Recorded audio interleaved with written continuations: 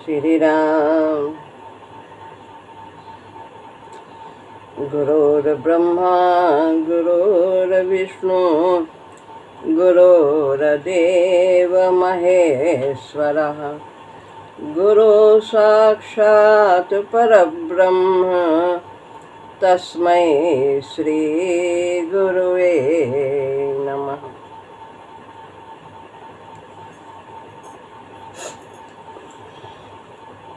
श्रीमद् भगवद गीता अध्याय 18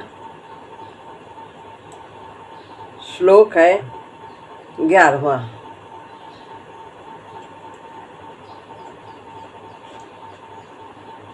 नाहि देह भ्रता शक्यं त्यक्तुं कर्माण्यशेषतः यस्तु कर्म फल त्यागी सा त्यागीत्यभिधीयते।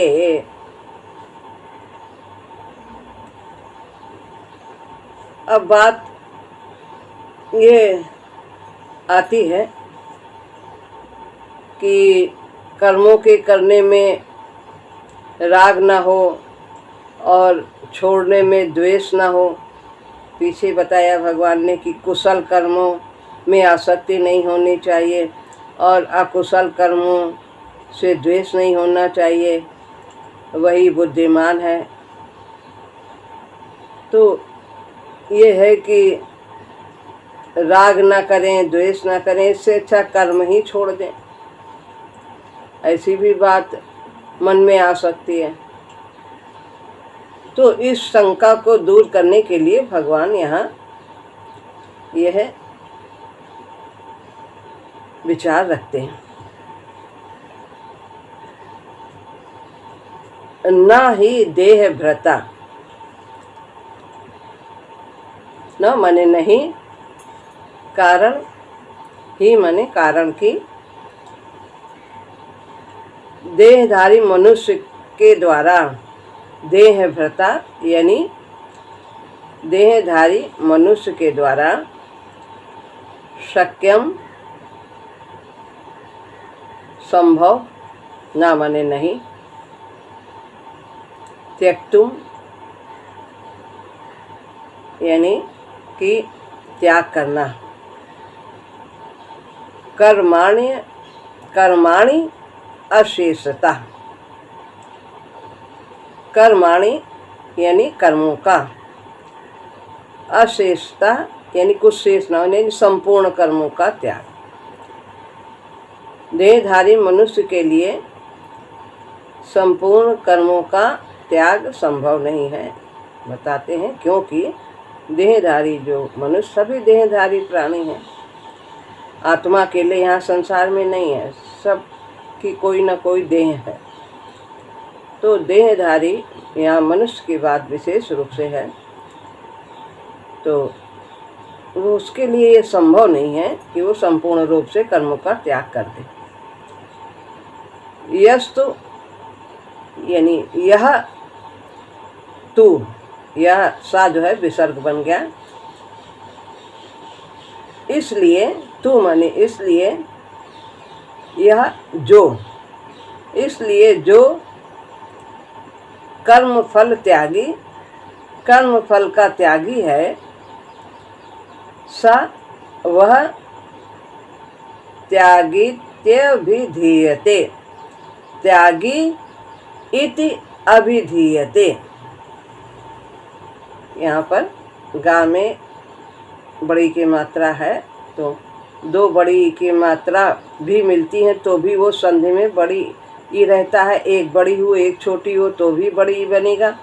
तो यहाँ पर त्यागी का बड़ी की मात्रा और ई की दोनों मिल करके त्यागी में बड़ी हो गई है। तो यहाँ से त्यागी इति अभिधीयते, तो इति यानी कर्म फल का त्यागी ही जो है वही त्यागी है। इति माने ऐसा, अभिधीयते कहा जाता है। तीन शब्द है, त्यागी, इति या से आ निकाल लिया, अभिधीयते। आधा ता और आधा या ती हो गया। आधा माँ और या होता है तो मी हो जाता है, आधा पा और या होता है, जहाँ संधि होती है तो वहाँ पर पी हो जाता है। तो यहाँ पर आधा ता और या है तो इति हो गया। इति अभिधीयते, या का आ निकाल लिया, अभिधीयते। अर्थ है कि कारण की, क्यों जो शंका जो उठ रही कि भाई कार्य ही न किया जाए, कर्म का ही पूरी तरह से त्याग कर दिया जाए, न अकुशल से द्वेष हो और न ही कुशल से आसक्ति हो, इससे अच्छा कर्म ही का त्याग हो, तो वह ऐसा नहीं कर सकता, क्योंकि देहधारी मनुष्य के द्वारा संपूर्ण कर्मों का त्याग करना संभव नहीं है। इसलिए जो कर्म फल का त्यागी है वही त्यागी है, ऐसा कहा जाता है।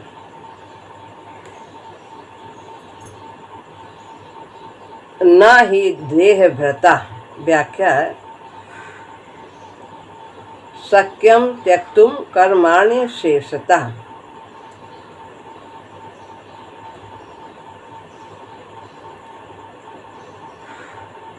देहधारी का यहाँ पर तात्पर्य है जिसने देह के साथ अपना संबंध स्थापित कर लिया है, यानी जो देह को ही अपना स्वरूप मानता है तो उसे देहभ्रता यानी देहधारी कहते हैं। देहधारी अर्थात देह के साथ संबंध रखने वाले मनुष्य के द्वारा कर्मों का सर्वथा त्याग होना संभव नहीं है, क्योंकि शरीर प्रकृति का कार्य है और प्रकृति स्वतः क्रियाशील है।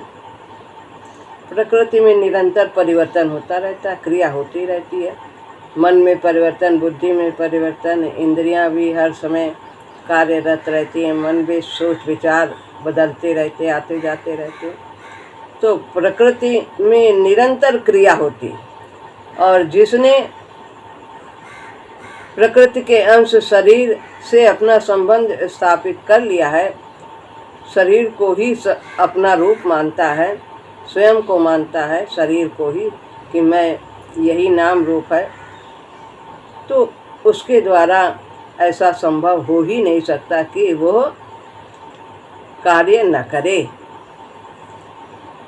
अतः शरीर के साथ तादात्म्य रखने वाला क्रिया से रहित कैसे हो सकता है, जब परिवर्तन और क्रिया निरंतर प्रकृति में होती रहती है और उसने अपना रूप ही यही मान लिया है शरीर को ही। वो नहीं सोचता कि मैं आत्मा हूँ। हाँ, इतना हो सकता है कि यज्ञ दान तप आदि वो सब कार्य बंद कर दे, ना करे, लेकिन और क्रियाएं जो हैं, सोना उठना बैठना खाना त्याग करना, ये सब कैसे रुक सकता है? ये तो क्रिया होगी ही होगी शरीर में। और दूसरी बात, बाहर का त्याग कोई त्याग नहीं है, वास्तविक त्याग अंदर का है। भीतर से छूटे तो फिर कोई बांधने वाला नहीं रहता। सब जगह रहते हुए जल में जैसे कमल रहता है, बरतते हुए भी वो बंधन में नहीं बनता। कायेन मनसा बुद्ध्या केवलैरिन्द्रियैरपि योगिनः कर्म कुर्वन्ति संगम त्यक्त्वा आत्मशुद्ध। आत्मशुद्धि के लिए योगी लोग कर्म करते हैं, सब कुछ करते हैं, काया से करते हैं, मन से करते हैं, बुद्धि से करते हैं, इंद्रियों से करते हैं, लेकिन वे बंधन में नहीं बनते, क्योंकि उन्होंने शरीर से अपना संबंध नहीं माना, भगवान से संबंध माना कि मैं परमात्मा का तत्व हूँ। कोई भी देहधारी मनुष्य कर्मों का स्वरूप से संबंध विच्छेद नहीं कर सकता। कर्मों का त्याग करने मात्र से सिद्धि भी प्राप्त नहीं हो सकती कि हमने छोड़ दिया सब, अंदर से तो सब विकार भरे। काम क्रोध लोभ, ये जो कर्म है हमारे, ये हमें मांस देते हैं, हमारे अंदर समता लाते हैं, दृढ़ता लाते हैं। तो इसलिए कर्मों को कैसे किया जाए ये हमें गीता बताती है। बस उनको करने का तरीका क्या है, निष्कामता, भगवत भाव।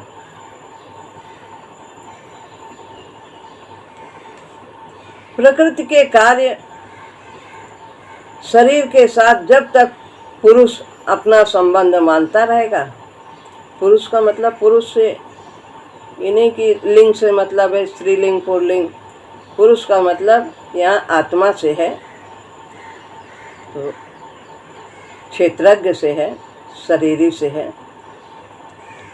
तो प्रकृति के कार्य शरीर के साथ जब तक पुरुष अपना संबंध मानता रहेगा, तब तक वो कर्मों का सर्वथा त्याग कर ही नहीं सकता। वो कभी किसी भी अवस्था में भी क्रियाशील, क्रिया रहित नहीं हो सकता। सदैव क्रिया उसके अंदर, क्रियाशीलता बनी रहेगी। और दूसरी बात बताते हैं, पहली बात तो बताए जिसने अपना संबंध मान लिया है वो क्रिया रहित हो ही नहीं सकता। और दूसरी बात, केवल पुरुष ने ही प्रकृति के साथ अपना संबंध माना है, जीव ने ही माना है प्रकृति के साथ अपना संबंध, प्रकृति ने नहीं माना है। जो जीव है वही कहता है कि ये शरीर मेरा है, ये घर मेरा है, ये मेरा, धन मेरा, सब मेरा। वो कभी नहीं कहता शरीर की तुम मेरे हो, धन कभी नहीं कहता कि तुम मेरे हो। तो पदार्थ कभी नहीं कहते कि तुम मेरे हो। तो प्रकृति ने पुरुष से संबंध नहीं माना है, पुरुष ने यानी जीव ने स्वतः ही प्रकृति से अपना संबंध माना हुआ है। और संबंध को सत्य मानने से उसको बंधन हो गया, जहाँ असत्य है उसको सत्य मान लिया। वो संबंध दो तरह का होता है, शरीर को अपने को शरीर मानना और शरीर को अपना मानना, दोनों तरह से बनता है। अपने को शरीर मानना, मैं शरीर हूँ और ये शरीर मेरा है। दोनों, ये कोई भी भाव हो, दोनों से ही बंधन होता है कि मैं शरीर हूँ। जब तक ये बोध नहीं मैं आत्मा हूँ, तो वो हरदम जीता मरता रहेगा। शरीर मर गया, शरीर बीमार हो गया, तो वो अपने को ही समझेगा कि सब कुछ मुझ में ही हुआ। और अपने को शरीर मानना और शरीर को अपना मानना, ये मेरा है, ये मेरा है। एक में अहमता है और एक में ममता है।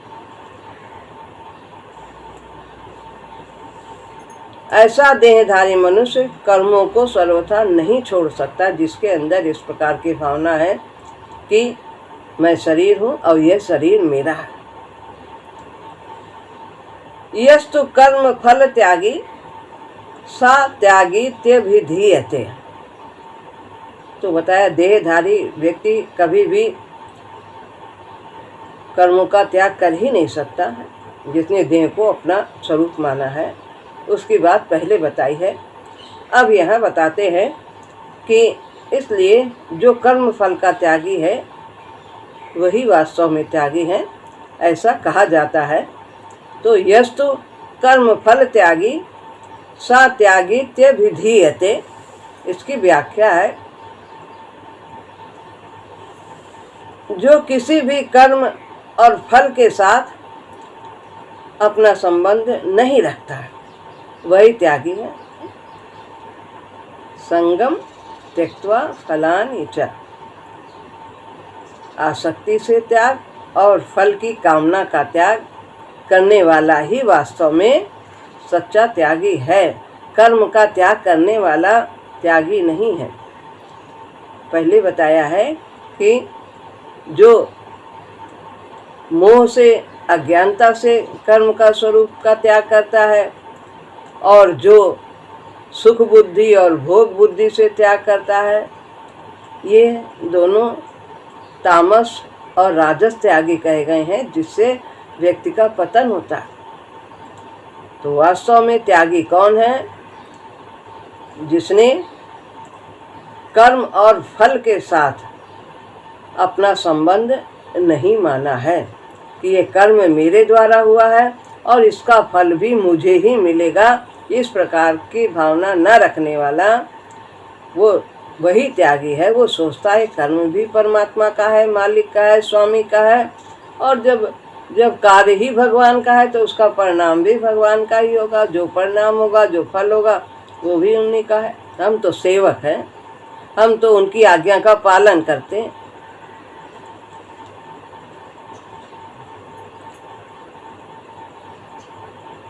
यह जीव यानी पुरुष जिस प्राकृत क्रिया और पदार्थ को अपना मान लेता है, क्रिया और पदार्थ, संसार में दो ही तत्व हैं, क्रिया और पदार्थ। क्रिया हो रही है और सब पदार्थ हैं उनसे संबंधित, उन्हीं से हम क्रिया करते रहते हैं। इन्हीं दोनों को अपना मानने से ही बंधन है। क्रिया भी मैंने की, पदार्थ भी मेरा है, जहाँ ये भाव आया वही बंधन। तो जिस पुरुष ने यानी जीव ने क्रिया और पदार्थ को अपना मान लिया है, तो उसमें उसको प्रियता हो जाती है, ममता हो जाती है, और इसी ममता मोह का नाम ही आसक्ति है।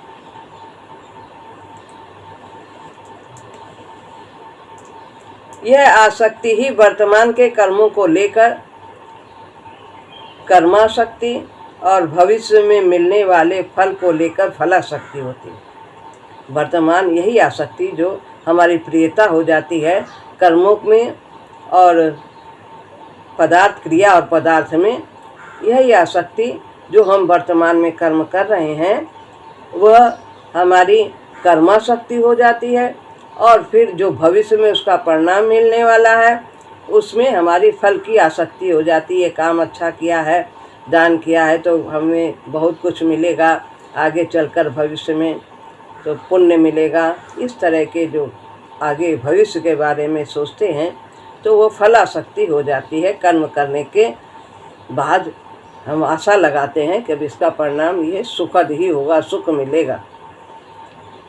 जब मनुष्य फल त्याग का उद्देश्य बना लेता है तब उसके सब कर्म संसार के हित के लिए होते हैं।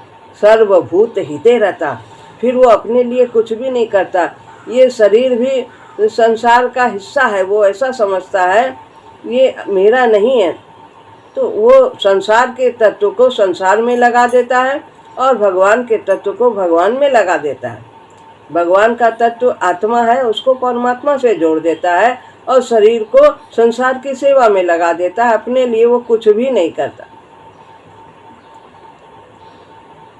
ऐसा विवेक होने पर फल इच्छा का त्याग सुगमता से हो जाता है और मनुष्य में कभी अभिमान भी नहीं आता करने का, न कर्तृत्वाभिमान होता है और न फल इच्छा ही रहती है।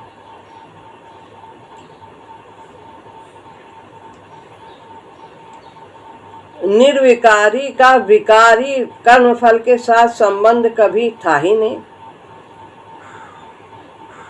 आत्मा निर्विकार है, परमात्मा का अंश है, और शरीर में विकार है। जहाँ परिवर्तन है, जहाँ क्रियाशीलता है, वही विकार है। उत्पन्न होना, बढ़ना, घटना, मरना, ये सब परिवर्तन है, तो ये सब विकार है। केवल अविवेक के कारण संबंध माना हुआ था, उस अविवेक के मिटने से मनुष्य की अभिधा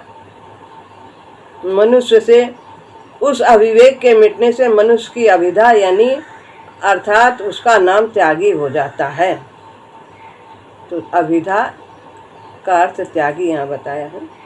सा त्यागी ते विधीयते, जब हमारा अविवेक समाप्त हो जाता है, वास्तविकता का बोध हो जाता है, निष्काम भाव से कर्म करते करते, सेवा करते करते, तो हमें वास्तविकता का बोध हो जाता है कि संसार असत्य है, परिवर्तनशील है, आत्मा परमात्मा का अंश है, ये सब वास्तविक तत्व का बोध हो जाता है और वही वास्तव में कर्म करते हुए बंधन में नहीं बनता।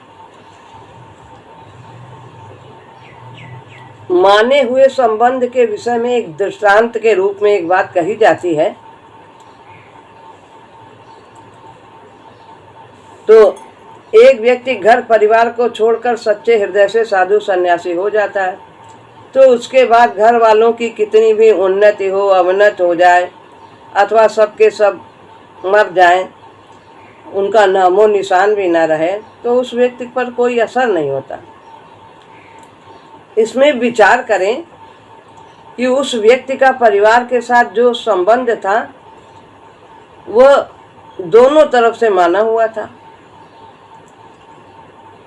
जो मुखिया था उसने भी सोचा ये मेरे परिवार है, और जो वहाँ के परिवार के लोग थे वो भी समझते थे ये हमारे बड़े हैं, दोनों ने संबंध माना हुआ था। लेकिन वो छोड़ करके चला गया, घर द्वार सब छोड़ के, और फिर उसको कोई भी वहाँ पर कैसी भी परिस्थिति आए उसका कोई उसके ऊपर असर नहीं हुआ।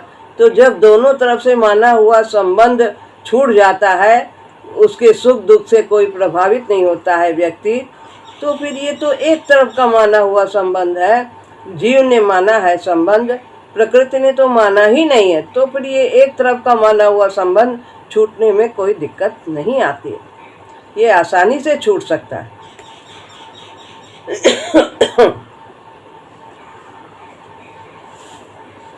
तो यहाँ पर ये श्लोक पूरा होता है कि वास्तव में जिसने क्रिया और पदार्थ को अपना नहीं माना है,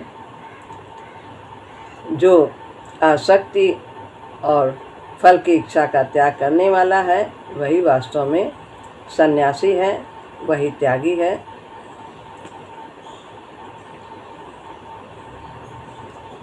अब है 12वां श्लोक। अनिष्टमिष्टं मिश्रं च त्रिविधं कर्मणः फलं भवत्यत्यागिनां प्रेत्य न तो सन्यासिनां क्वचित्।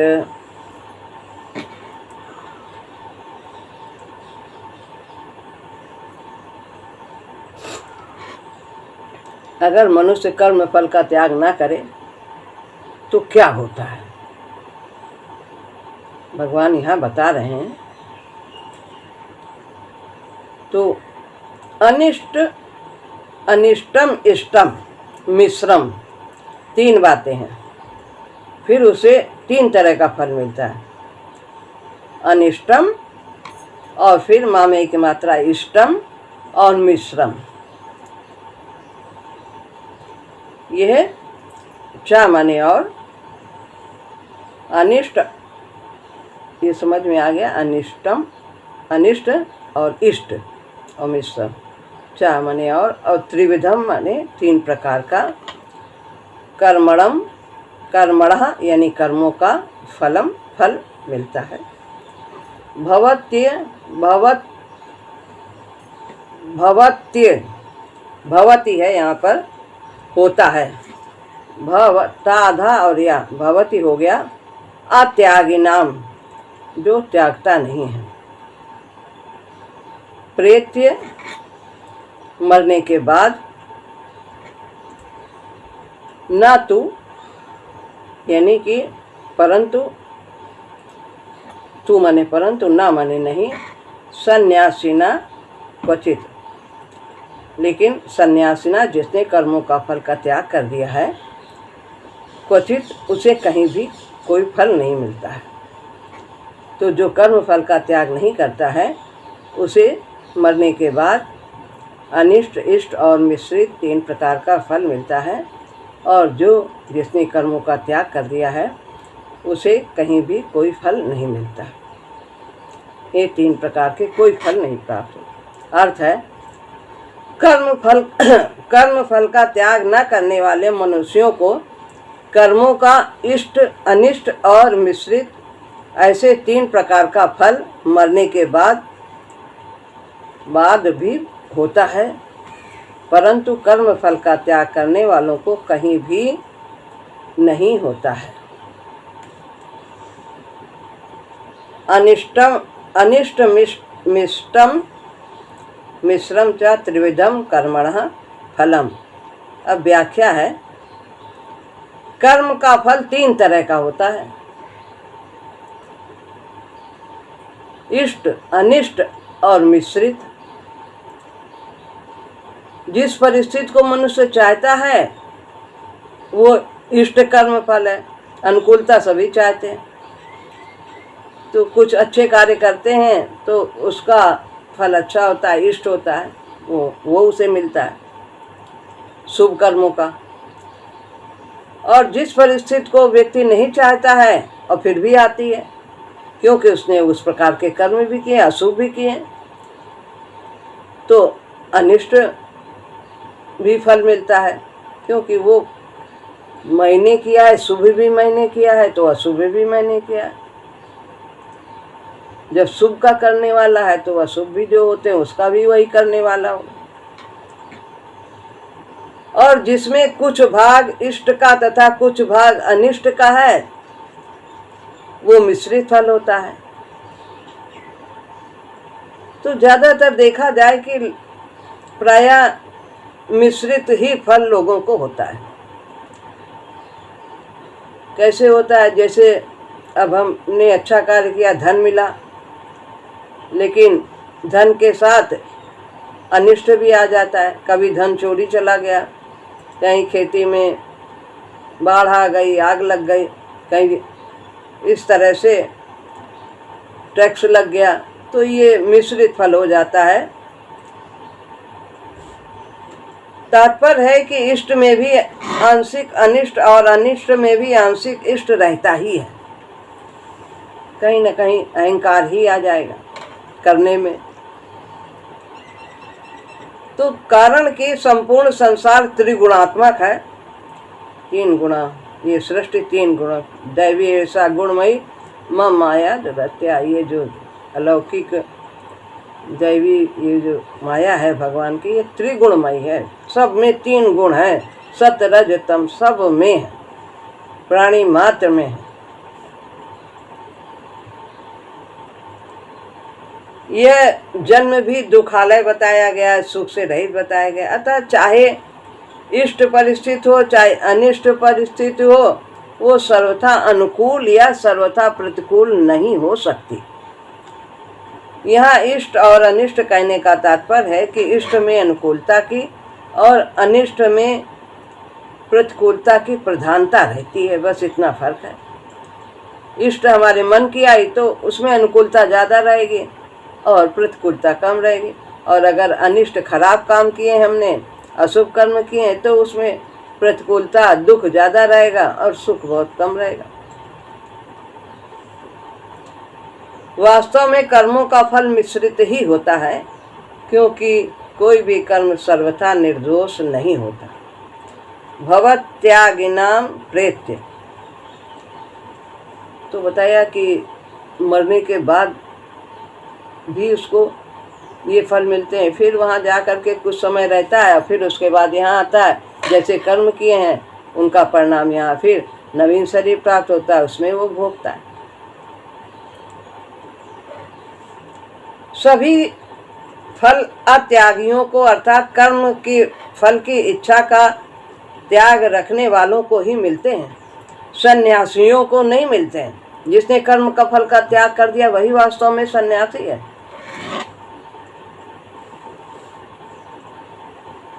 कारण कि जितने भी कर्म होते हैं वे सब प्रकृति के द्वारा, अर्थात प्रकृति के कार्य शरीर, इंद्रिय, मन, बुद्धि के द्वारा ही होते हैं, तथा फल रूप परिस्थिति भी प्रकृति के द्वारा ही बनती है। कार्य किसके द्वारा होते हैं? हमारा शरीर क्या है? प्रकृति का अंश है, इसके द्वारा होते हैं। तो जो जब कार्य प्रकृति के द्वारा होते हैं तो उसका जो परिणाम है वो भी प्रकृति के रूप में ही मिलेगा, प्रकृति के द्वारा ही मिलेगा। तो जो सारा पदार्थ है वो सब प्रकृति है, उन्हीं के द्वारा हम प्राप्त करके सुखी होते हैं, दुखी होते हैं। तो कार्य शरीर के द्वारा हुआ, उसका चाह रखते हैं हम फल का, तो वो भी प्रकृति के रूप में हमें मिलता है। परंतु जब स्वयं उसने संबंध तोड़ लिया है जीव ने, तो फिर वो भोगी नहीं बनता है, वो त्यागी हो जाता है।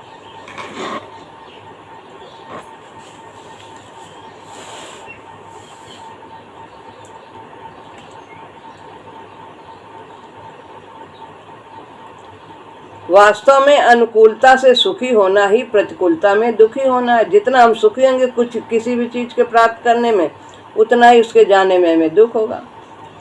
तो अगर हम पाने में सुखी होते हैं तो निश्चित रूप से जब उससे वियोग होगा तो उतना ही हम दुखी भी होंगे।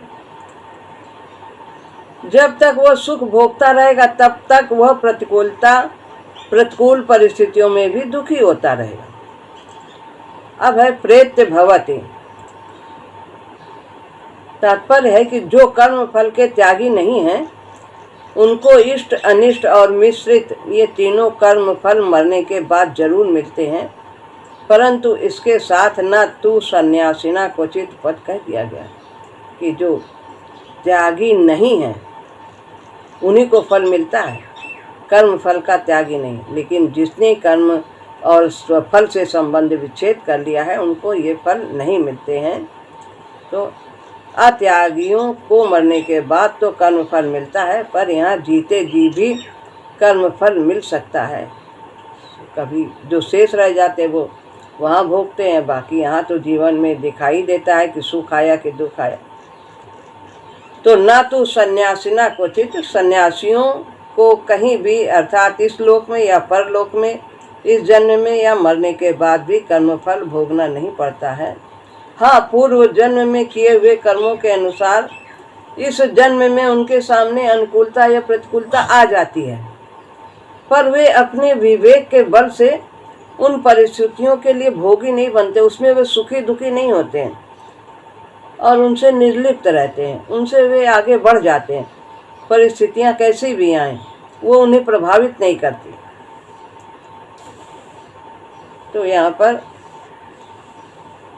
सन्यासिना में त्यागी पद आ गया है। यह कर्मयोगी के लिए भी है और सन्यास के लिए भी है। दोनों को अर्जुन ने पूछा था कि दोनों के तत्व को बताएं, तो दोनों में त्याग मुख्य होता है।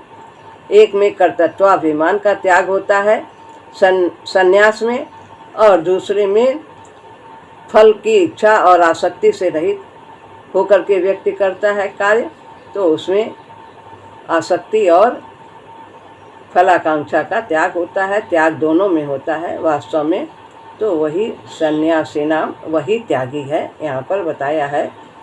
तो जब हम कर्म करेंगे ही नहीं तो फल की इच्छा रहेगी नहीं, मैंने किया ही नहीं, तो सन्यासी तो यही समझते हैं मेरे द्वारा कुछ हो रही, मैं होता ही नहीं, मैं कुछ करता ही नहीं, आत्मा कुछ करती ही नहीं। तो फिर उसे जब कर नहीं रहे तो फल की इच्छा नहीं।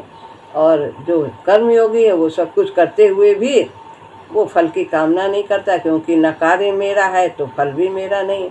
तो त्याग की ही प्रधानता है, वही सन्यासी है और वही त्यागी।